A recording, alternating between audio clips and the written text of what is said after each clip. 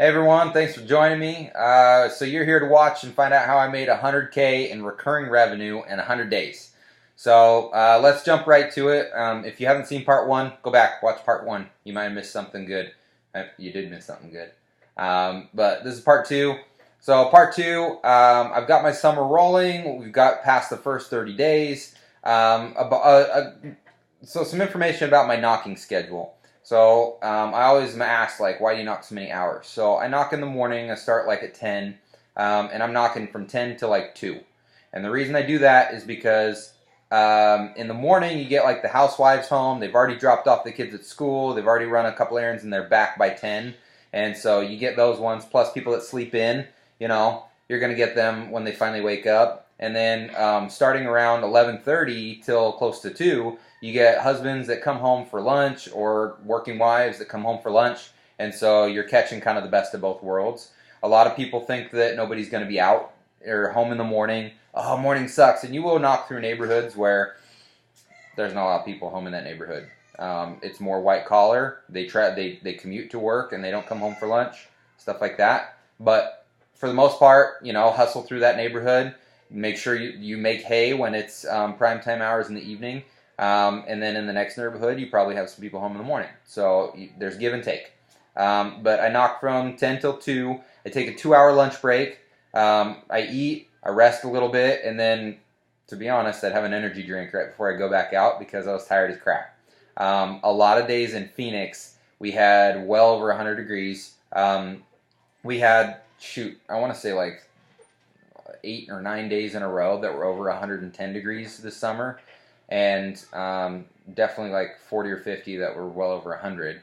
So it was hot. And so, you got to have that break. You got to rehydrate. And then I go back out and knock doors. So when I say knock doors, if you didn't catch the last video yet, I'm selling pest control door to door residentially. So I go knock on people's doors and say, hey, we're doing services. You want to jump on the route? I'll give you a discount. And I'd get sales doing that, and I just was building the business. This isn't super hard work, but the hours are hard. All that you have to do is hard. Getting through objections, managing the route, running the business, and just putting in the freaking time. I'd put in 11 miles a day-ish, and then, towards the end, it started actually getting a little bit less because more of the office work started taking over. But I mean, I was walking 11 miles a day, in the heat, drenched in sweat, dying. So, it's not easy work, that's for sure. So after my lunch, 2 to 4, I'd go back out and I'd knock until it got dark. And once it got dark, anyone that had said, come back and talk to my husband, he's really the guy that makes the decisions, or, I think we really want to do it, but my husband's not home. Stuff like that, or wife's not home, or whatever. She's the one that hates the bugs. If I couldn't get past it right then and there on the doors with them, then I would say, that's fine, I'm really busy, I'll come back after dark. That's okay with you, right? Your kids go to bed at a certain time, like should I knock softer? I just don't want to wake them up, but it'll be between, let's see, it gets dark at 9, so it'll be between like 9 to 9:30. Is that okay with you? Your husband's cool with that too? Okay. The reason you want to do that is because they'll tell you, oh, he gets off at 5. Okay, well, was he home at 5? Yeah, he should be home at 5. If you get across the neighborhood and then you walk all the way back at 5, let's say 5:15, oh, he decided to stop by the gym on the way home, or he went to the grocery store real quick to get something, should be back in another 20 minutes. Okay, so you walk all the way back to where you're knocking, knock like 4 more doors, and then walk all the way back across the neighborhood again, and, oh, he's still not home, sorry, can I just get your card? We'll just call you. You don't want that. You want him to be home, for one. You don't want to miss out on prime time, because when people come home from work, you got both spouses home at the same time now. And that's the best time to be, because there's none of this like, oh, you have to talk to him or her. They're both there. So it's like, all right, we're doing this now. We're making the decision, and you're done. So wait until after dark to go back to people. Keep a sheet. I wrote down people's names and say, all right, Donna and Mike, having spiders, home after 6, and then, I'd come whenever I was done with the thing and say, hey, Mike, I talked to Donna a little earlier, blah, blah, blah. So yeah, so go back to your go backs at night. I would typically make an extra, at least one sale on average per night with my go backs that I would go back to after I was done with the regular, with knocking. Once it got too dark to knock any new doors that I hadn't talked to yet. There's ways to push it even longer than that by knocking on fresh doors that only have lights on the outside once it gets dark. But during the summertime, it gets dark pretty late. So once it would start getting to 9:30 or so, if people have kids, they don't want to talk to somebody after 9:30, unless you're in like a real heavy competition, which I was competing with myself, so I was just being courteous. So anyway, so that was my knocking schedule.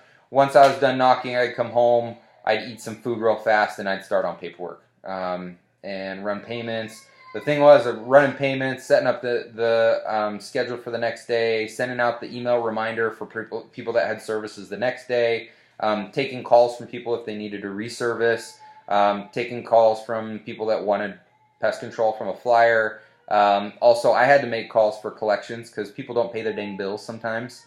And so I had like a running net 30, which turned into some of them into net 60 and 90, where I'm trying to catch up on payments from people.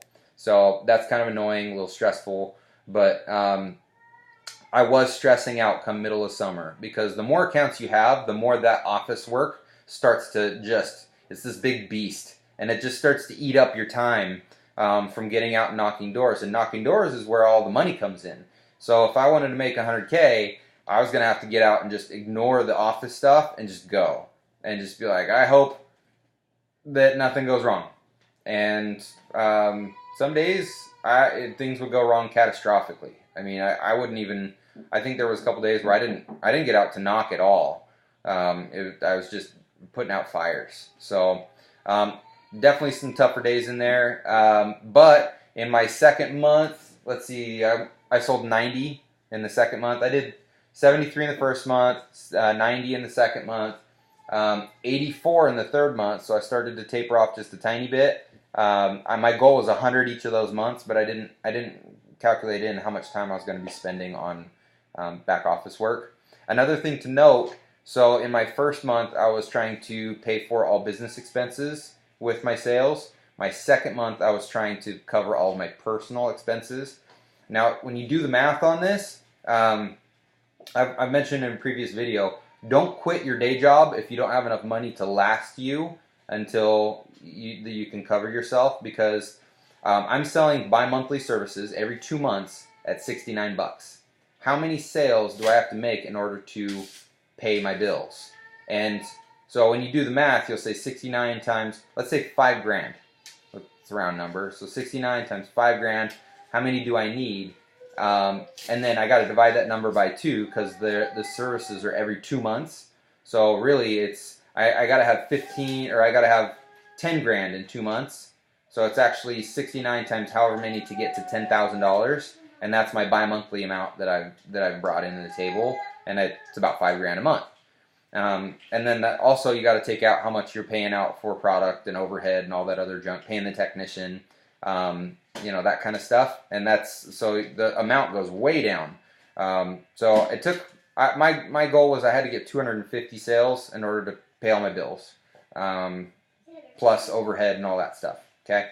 So, I was at, let's see, 90, 174, 567, 240. I was at 240 by the end of July. Kind of nice. So, jump in the next video with me. I'm going to talk about my breaking point where I was pulling my hair out and thinking, dude, I can't do this anymore. And I'll talk a little bit more about the success at the end as well, and what I accomplished during that, and give you a couple extra secrets. And don't forget, if you haven't subscribed, make sure to click the button at the bottom and share the video, like it. Tell me what you think. Ask me questions. I'm an open book. I'd love to answer anything you have. All right, thanks for watching.